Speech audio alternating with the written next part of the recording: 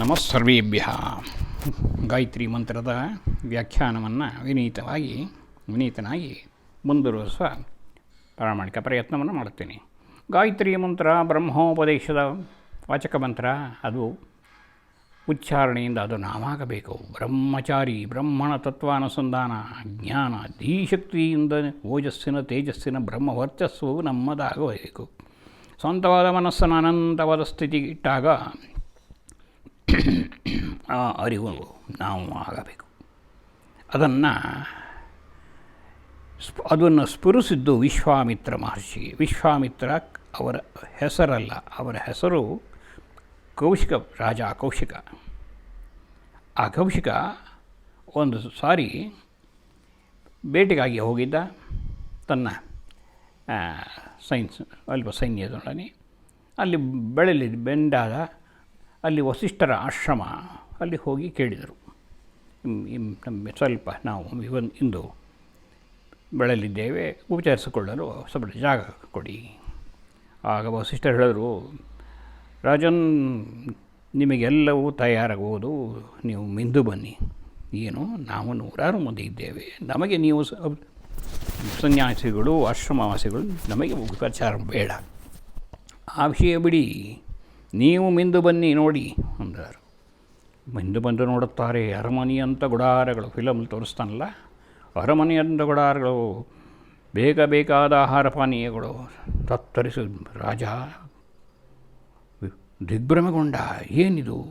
ಅಲ್ಲಿ ಒಂದು ಹಸುವನ್ನು ಮುಂದಕ್ಕೆ ಪ್ರಾರ್ಥಿಸುತ್ತಾರೆ, ಅದರಿಂದ ಎಲ್ಲ ಕಾಣಿಸ್ಕೊಳ್ಳುತ್ತಿದೆ. ಬೇಕಾದ ಪಾನೀಯಗಳು, ಆಹಾರಗಳು. ಬೆಳಗಿದ್ದ ರಾಜ ಹೇಳ್ದ, ಈ ಹಸು ನನಗೆ ಬೇಕು. ಇಲ್ಲ ರಾಜನ್, ಅದು ದೇವತೆಗಳು ನಂದಿನಿ, ಕಾಮಧೇನುವನ ಮಗಮನಗಳು ನಂದಿನಿ ನಮಗೆ ಕೊಟ್ಟಿದ್ದು ಹೋಮ ಹವನಾದಿಗಳಿಗೆ, ಕ್ಷಾಮಡಾಮರಗಳನ್ನು ನಿಲ್ಲಿಸಿ ದೇವತೆಗಳಿಗೆ ಹವಿಸ್ಸು ಕೊಡಲು ಮಾತ್ರ. ಇಲ್ಲಿ ಎಲ್ಲ ಋಷಿ ಮಹರ್ಷಿಗಳು ಬಂದು ತಮಗೆ ಬೇಕಾದನ್ನು ಹವಿಸ್ಸನ್ನು ತೆಗೆದುಕೊಂಡು ಹೋಗುತ್ತಾರೆ. ಅದು ಕೊಡಲು ಬರುವುದಿಲ್ಲ. ಕೊಂಡೊಯ್ಯುತ್ತೇನೆ ನಾನು. ಹೋಗಿ ಬಲವಂತ ಮಾಡಿದರು. ಎತ್ತಲೋ ಇದರ ಶಕ್ತಿಯಿಂದ ಎತ್ತಲೋ ಹೋಗಿ ಬಿದ್ದರು. ಆಶ್ಚರ್ಯವಾಯಿತು. ಮತ್ತೆ ಬಂದರು. ಮತ್ತೆ ಹೋಗಿ ಎಲ್ಲೆಲ್ಲೋ ಬಿದ್ದರು. ಒಂದು ಸಾರಿ ಅವರ ಬ್ರಹ್ಮದಂಡ ಊರಿಗೆ ಹೋಗಿದ್ದರು. ಆ ಬ್ರಹ್ಮದಂಡದಿಂದ ಇದನ್ನು ಎತ್ತಲೋ ಹೋಗಿ ಬಿದ್ದರು. ಆಗ ಅಂದುಕೊಂಡ, ದಿಗ್ಬಲಂ ಕ್ಷತ್ರಿಯ ಬಲಂ ಬ್ರಹ್ಮ ತೇಜೋ ಬಲಂ ನನ್ನ ಕ್ಷತ್ರಿಯ ಬಲಕ್ಕೆ ದಿಕ್ಕಿರಲಿ, ಧಿಕ್ಕಾರವಿರಲಿ. ಆ ಬ್ರಹ್ಮ ತೇಜಸ್ಸನ್ನು ಬಡದು ಆ ನಂದಿನಿಯನ್ನು ತೆಗೆದುಕೊಂಡು ಹೋಗುತ್ತೇನೆ. ಹೋಗಿ ತಪಸ್ಸಿಗೆ ನಿಂತ ಕೌಶಿಕ ಮಹಾರಾಜ. ಆಗ ಕಥೆಗಳು ಬರುತ್ತೆ.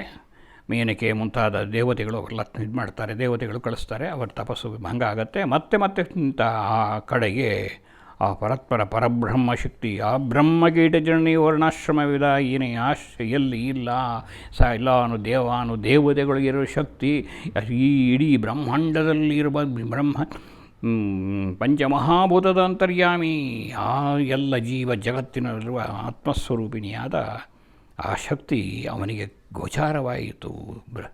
ದ್ರಷ್ಟಾರನಾದ ಅನುಭವದಲ್ಲಿ ನಿಂತ ಅದು ಅವನಿಗೆ ಗೋಚಾರವಾಗಿದ್ದು ಗಾಯತ್ರಿ ಮಂತ್ರ ಸ್ವರೂಪದಿಂದ. ಗಾಯತ್ರಿ ಓಂ ಭೋರ್ಭುವಸ್ವಃ ತತ್ಸವಿತುರ್ವರೆಣ್ಯಂ ಭರ್ಗೋ ದೇವಸ್ಯ ಧೀಮಹಿ. ಅವನು ರಚಿಸಿದ್ದಲ್ಲ, ಅವನಿಗೆ ಗೋಚಾರವಾದ ಪರಬ್ರಹ್ಮಶಕ್ತಿ. ಆಗ ಮುಂದೆ ಹೀಗೆ ಬರುತ್ತೆ, ಬೇಕಾದಷ್ಟು ಕಥೆಗಳಿದೆ. ತ್ರಿಶಂಕು ಮಹಾರಾಜ ಬಂದು ಕೇಳ್ತಾನೆ, ನಾನು ಸ್ವರ್ಗಕ್ಕೆ ಈ ದೇಹದೊಡನೆ ಹೋಗಬೇಕು. ಅವನಿಗೆ ಬೇಕಾದ ಇವನು ತ್ರಿಶಂಕು, ಬೇಡ, ಹೋಗಬೇಡ, ಈ ದೇಹ ಈ ಭೂಮಿ ಮಾತ್ರ. ಅವನು ಒಪ್ಪಲಿಲ್ಲ. ಅವರು ಕಳಿಸಿದರು ತಮ್ಮ ತಪಶಕ್ತಿಯಿಂದ, ಗಾಯತ್ರಿ ತಪಶಕ್ತಿಯಿಂದ. ದೇವತೆಗಳು ಅವನ್ನ ಬಿಡಲಿಲ್ಲ ಒಳಗೆ. ಆಗ ಹೇಳ್ದ, ಇನ್ನೊಂದು ಲೋಕಗಳನ್ನು ದೇವತೆಗಳನ್ನು ಸೃಷ್ಟಿ ಮಾಡುತ್ತೇನೆ, ನಂದಿಯನ್ನು ಕಾಮಧೇನುವನ್ನೊಂದೇ ಸೃಷ್ಟಿ ಮಾಡುತ್ತೇನೆ ಅಂತ ಹೊರಟ. ಆಗ ದೇವತೆಗಳು ಋಷಿ ಮಹರ್ಷಿಗಳು ಬಂದು ತಡೆದರು. ಇರುವುದು ಒಂದೇ ಬ್ರಹ್ಮಶಕ್ತಿ, ಪರತ್ಪರ ಬ್ರಹ್ಮಶಕ್ತಿ. ಇಡೀ ಜಗತ್ತಿನಲ್ಲಿ ಎಲ್ಲ ಜೀವರಾಶಿಗಳಲ್ಲಿರುವ ಆತ್ಮಶಕ್ತಿ, ಪರಬ್ರಹ್ಮಶಕ್ತಿ, ಎಲ್ಲ ಅಂತರ್ಯಾಮೀಯ ಶಕ್ತಿ. ಹಾಗಾಗಿ ಆಗ ತಡೆದರು. ಅವನು ಈ ದೇಹವನ್ನು ಬಿಟ್ಟು ಅವನಿಗೆ 3 ಲೋಕ ಅವನಿಗೆ ಪ್ರಾಪ್ತಿಯಾಯಿತು ಅಂತೆಲ್ಲ ಕಥೆಗಳು ಬರುತ್ತೆ. ಇಲ್ಲಿ ಏನು ಅಂತಂತ ಅರಿಯಬೇಕಾದದ್ದು ಅಂತಂದರೆ, ನಗಾಯಿತ್ರ ಪರಂ ಜಪ್ಯಾಮಿ ಏತದ್ವಿಜ್ಞಾನ ಮುಚ್ಯತೆ. ಈಗ ಈ ದೇಹವನ್ನು ಇದು ಗೆಲ್ಲಬೇಕಾದರೆ ಈ ಜ್ಞಾನಶಕ್ತಿ ಬೇಕಾಗುತ್ತದೆ. ಯಾವುದು? ಗಾಯತ್ರಿ ಸ್ವರೂಪದ ಉಪಾಸನೆಯಿಂದ. ಹಾಗಾಗಿ ಎಲ್ಲ ಋಷಿ ಮಹರ್ಷಿಗಳು ಎಲ್ಲರೂ ಅದಕ್ಕೆ ವ್ಯಾಖ್ಯಾನವನ್ನು ಕೊಟ್ಟಿದ್ದಾರೆ. ಸಾವಿರಾರು ಇದೆ. ಇದರಲ್ಲಿ ಬ್ರಹ್ಮಜ್ಞಾನ ಸಂಪಾದನೆಗೆ ಗಾಯತ್ರಿ ಸರ್ವಶಕ್ತಿ ಮಂತ್ರ ಅಂತ ಶ್ರೀ ಶಂಕರ ಜಗತ್ಪ ಭಗವತ್ಪಾದರ ಸಿದ್ಧಾಂತ ಹೇಳುತ್ತದೆ. ಐತರೇಯ ಅರಣ್ಯಕದಲ್ಲಿ ಯಾವ ಛಂದಸ್ಸು ಸರಿ ಎಂದು ಚರ್ಚಿಸಿ ಕೊನೆಯಲ್ಲಿ ಇದು ತದುಗಾಯತ್ರಿಂ ಏವ ಕುರ್ಯಾ ಬ್ರಹ್ಮೈವೇ ಗಾಯತ್ರಿ ಬ್ರಹ್ಮೈ ತದರ್ಹ ಬ್ರಹ್ಮಣೈವ ತದು ಬ್ರಹ್ಮ ಪ್ರತಿಪದ್ಯತೆ ಅಂತ ಹೇಳ್ತಾರೆ. ಗಾಯತ್ರಿ ಮಂತ್ರವೇ ಭರ್ಗ, ಮಂತ್ರದ ಭರ್ಗವೇ ಬ್ರಹ್ಮಜ್ಞಾನಕಾಂಕ್ಷಿ, ಇದು ಸಾಧನ ಅಂತ ಹೇಳ್ತಾರೆ. ಪ್ರತಿವೇದದಲ್ಲಿ ಸಂಹಿತೆ, ಬ್ರಾಹ್ಮಣ, ಅರಣ್ಯಕ, ಉಪನಿಷತ್ತು ಎಲ್ಲದಲ್ಲೂ ಈ ಬ್ರಹ್ಮವೇ ತುಂಬಿ ಹೋಗಿದೆ. ಎಲ್ಲವೂ ಈ ಬ್ರಹ್ಮದ ವಿವರಣೆ. ಅಂದರೆ which is primordial power of the soul subtractor of the whole world. ಹಾಗಾಗಿ ಅದನ್ನು ಹೇಳ್ತಾ ಹೋಗ್ತಾರೆ. ಇದರಲ್ಲಿ 10 ಋಷಿಗಳು ಬರ್ತಾರೆ. ಋಗ್ವೇದದಲ್ಲಿ 10 ಮಂಡಲವಾಗಿ ರಚಿಸಿದ್ದಾರೆ. ಪ್ರತಿ ಮಂಡಲದ ಪ್ರಧಾನ ಋಷಿಗಳು ಇದ್ದಾರೆ. ಅದರಲ್ಲಿ ವಿಶ್ವಾಮಿತ್ರರು 3ನೇ ಮಂಡಲ. 3ನೇ ಮಂಡಲ ಅದರಲ್ಲಿ ದೀರ್ಘವಾಗಿದೆ. ನಾನು ಸ್ವಲ್ಪ ಕಾಂಪ್ರಹೆಂಡ್ ಮಾಡ್ತೀನಿ. ವಿಶ್ವಾಮಿತ್ರರು ವಿಶ್ವಕ್ಕೆ ಮಿತ್ರರಾದರು. ಯಾಕೆ ಅಂತಂದರೆ ಆ ಶಕ್ತಿಯನ್ನು ಈ ಮಂತ್ರ ರೂಪಕದಲ್ಲಿ ಜಗತ್ತಿಗೆ ಕೊಟ್ಟರು. ಹಾಗಾಗಿ ಇದೊಂದು ಅದ್ಭುತ ಒಂದು ಸಾಹಸದ ಒಂದು ದರ್ಶನ. ಹಾಗಾಗಿ ದಾರ್ಶನಿಕರಾಗಿದ್ದುದು 617 ಮಂತ್ರಗಳನ್ನು ಪ್ರಥಮವಾಗಿ ದರ್ಶನವಾಗಿ ಅವರು ಕೊಟ್ಟರು. ಅವರ ಕಾಣಿಕೆಯೇ ಈ ಗಾಯತ್ರಿ. ಅದಕ್ಕೆ ಸೂರ್ಯ ದೇವತೆ ಆಗಿ ಸೂರ್ಯನಲ್ಲಿರುವ ಭರ್ಗಶಕ್ತಿಯನ್ನು ಅದನ್ನು ಬ್ರಹ್ಮನ್ ಅಂದರು. ಆ ಮಂತ್ರದ ಅಧ್ಯಾತ್ಮ ಅರ್ಥವನ್ನು ಸ್ಪಷ್ಟಪಡಿಸಿದರು. ಸೂರ್ಯನಿಗಿನ್ನ ಪ್ರಧಾನವಾದದ್ದು ಆ ಮಂಡಲದಲ್ಲಿರುವ ಜ್ಯೋತಿ, ಅದೇ ಭರ್ಗ. ಆ ಜ್ಯೋತಿಯ ಜಗಜ್ಯೋತಿ ಪರಂಜ್ಯೋತಿ, ಅದು ಆ ಜ್ಞಾನದ ಬೆಳಕು. ನಾವು ಹೇಳುತ್ತಾ ಹೇಗೆ ಅಂದರೆ ಸ್ವಲ್ಪ ಲೋ ಲೆವೆಲ್ ಹೇಳ್ತೀನಿ. ಈಗ ಒಂದು GPS ಹಾಕಿದ್ರೆ ಡೈರೆಕ್ಟ್ ಮಾಡ್ತಾ ಹೋಗುತ್ತೆ. ಹಾಗೆ ಗಾಯತ್ರಿ ಮಂತ್ರ ನಮ್ಮನ್ನು ಗೈಡ್ ಮಾಡ್ತಾ ಹೋಗುತ್ತೆ.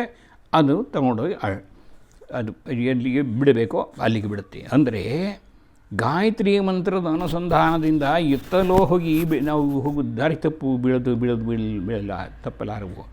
ಅದು ಕರೆದುಕೊಂಡು ಹೋಗುತ್ತದೆ ಬ್ರಹ್ಮಚಾರಿಯನ್ನು, ಬ್ರಾಹ್ಮಣನನ್ನು. ಅದು ಇದು ಗಾಯತ್ರಿ ದರ್ಶನ. ಅದು ಎಷ್ಟೋ ಉತ್ಪ್ರೇಕ್ಷೆಗಳಿರಬಹುದು, ಅಧಿಕ ವರ್ಣಗಳಿರುವು, ಕಾವ್ಯಾತ್ಮಕ ಉದ್ಧಾರಕ್ಕೂ ಕೊಟ್ಟ ಸ್ಥೂಲ ಶರೀರಗಳು ಅವೆಲ್ಲ ಹೇಳ್ತಾರೆ. ಆದರೆ ಯಾರೋ ಪಿಕ್ಚರ್ ಬರೆದರು. ಅದು ಗಾಯತ್ರಿ ಎನ್ನುವುದು ಸ್ತ್ರೀ ದೇವತೆ ಅಂತ ಅಲ್ಲ. ಹಾಗಿಲ್ಲ. ಅದರಲ್ಲಿ ಪಂಚಶೀಶ, ಷಟ್ ಕುಕ್ಷಿ, 5 ಷಟ್ 6 ಇವೆಲ್ಲ ಇದೆ. ಅಂದರೆ ಪಿಕ್ಚರ್ ಬರೆದ್ರನ್ನ ನಾವು ಒಂದು ಉಪಾಸನೆಗೆ, ಒಂದು ಮನಸ್ಸಿಗೆ ಒಂದು ಆಧಾರವಾಗಿ ಇಟ್ಕೋತೀವಿ. ಗಾಯತ್ರಿ ಛಂದಸ್ಸಿನ 2000 ಮಂತ್ರದ 2500 ಮಂತ್ರಗಳು ಋಗ್ವೇದ 1 ಋಗ್ವೇದ, ಯಜುರ್ವೇದ, ಸಾಮವೇದ, ಅಥರ್ವಣ ವೇದದಲ್ಲಿ ಎಲ್ಲ ಕಡೆ ಈ ಪರಬ್ರಹ್ಮ ಶಕ್ತಿ ಗಾಯತ್ರಿ ಇದೆ. ಸೃಷ್ಟಿಯ ಸ್ವರೂಪದಿಂದ ಅವನ 16ನೇ ಸಂಸ್ಕಾರ, ಅವನ ದೇಹ ಬೂದಿಯಾಗುವವರೆಗೂ ಈ ಗಾಯತ್ರಿ ಮಂತ್ರದ ಉಪಾಸನೆ ಇದ್ದೇ ಇರುತ್ತೆ. ಮಂತ್ರದ ವ್ಯಾಖ್ಯಾನ ಅದನ್ನು ಗಾಯತ್ರಿ ಮಾತಾ, ವೇದ ಮಾತಾ ಅಂತ ಎಲ್ಲ ಹೇಳ್ತಾರೆ. ಹಾಗಾಗಿ ಈ ಶ್ಲೋಕವನ್ನು ಈಗ ಮುಕ್ತಾ ವಿದ್ರಮಹೇಳ ನೇಮಳ ಚವಳ ಹೀಗೆಲ್ಲ ಇದು ಮಾಡ್ತಾರೆ. ಗಾಯತ್ರಿ ಛಂದಸ್ಸದು. ಹಾಗಾಗಿ ಗಾಯತ್ರಿ ನಗಾಯತ್ರ ಪರಂಜಪ್ಯಾಂ ಏತದ್ವಿಜ್ಞಾನ ಮುಚ್ಯತೆ. ಕರ್ಮಕಾಂಡದಲ್ಲಿ ಗಾಯತ್ರಿ ಸ್ವರೂಪವನ್ನು, ಗಾಯತ್ರಿಯನ್ನು ಅತ್ಯಂತ ಸಮೀಪದಕ್ಕಾಗಿ ಬ್ರಹ್ಮಜ್ಞಾನಕ್ಕಾಗಿ ಉಪಾಸನೆ ಕೊಟ್ಟಿರುವ ಅದನ್ನು ನಾವು ಹಿಡಿದು ಸಾಗಿ ನಮ್ಮನ್ನು ನಾವು ಉದ್ಧರಿಸಿಕೊಳ್ಳಬೇಕು. ಅಂದರೆ ಆ ಉಪಾಸನೆ ಮಾಡುವಾಗ ಅದು ನಾನೇ ಗಾಯತ್ರಿ ಆಗಿ ಭಾವಿಸಿ ನಿಲ್ಲಬೇಕು. ಆಗ ಅದು ನಮ್ಮನ್ನು ಗೈಡ್ ಮಾಡ್ತಾ ಕೈ ಹಿಡಿದು ಕರೆದುಕೊಂಡು ಹೋಗುತ್ತದೆ. ಇದು ಮುಂದಿನ ವ್ಯಾಖ್ಯಾನಗಳು ಬಹಳವಾಗಿದೆ.